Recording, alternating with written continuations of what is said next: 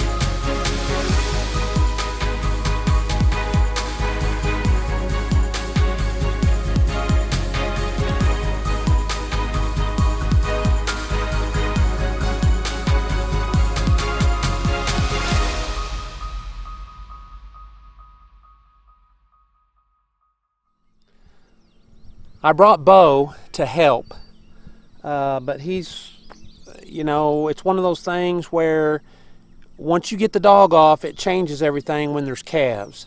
And you got to really be able to put just the right amount of pressure and keep from trying to get them to where they're seeing it as an immediate threat. And so things have been moving pretty good for me this morning, so I've just basically left him on the four-wheeler which he doesn't mind. He likes watching the cows when they go by. All I would have to say is, well, I'm not even going to say it, or he'd bail off the four-wheeler and go after it. But he just likes getting out and going. So he's had an easy day so far. We're fixing to go back and see what's left, and then he may get to work some.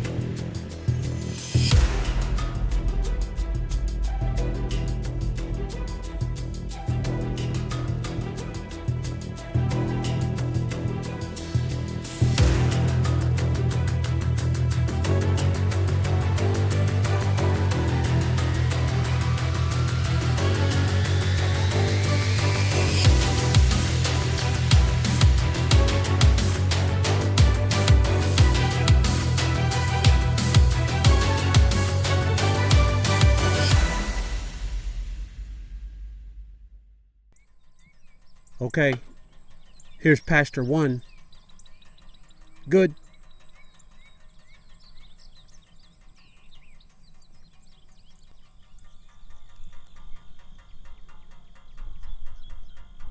Pasture 2. Good. Pasture 3 down there in the bottom. Good. Pasture 4. Good. Okay, here's pasture 5. Not perfect, but pretty good. This is one that I left back yesterday because she was bawling. She went all the way to the gate to go out of this pasture, and she finally decided to go back and get her baby, and it's laying right over there by that tree. So I consider that a win. So pasture 5, win. Here we go. Pasture number 6. As far as we can see, good. Okay, just a recap. It's been approximately a week that I've been gathering cattle out of, I guess it was about 6 pastures where I had to leave gates open and all that kind of stuff. And I've been able to slowly clean pastures and move them up and move them up and move them up. And I feel 99.9% sure I've got everything. There's a few pastures that have a slight amount of brush, in case you didn't notice. So I'm sure there's probably maybe 1 pair or so in there.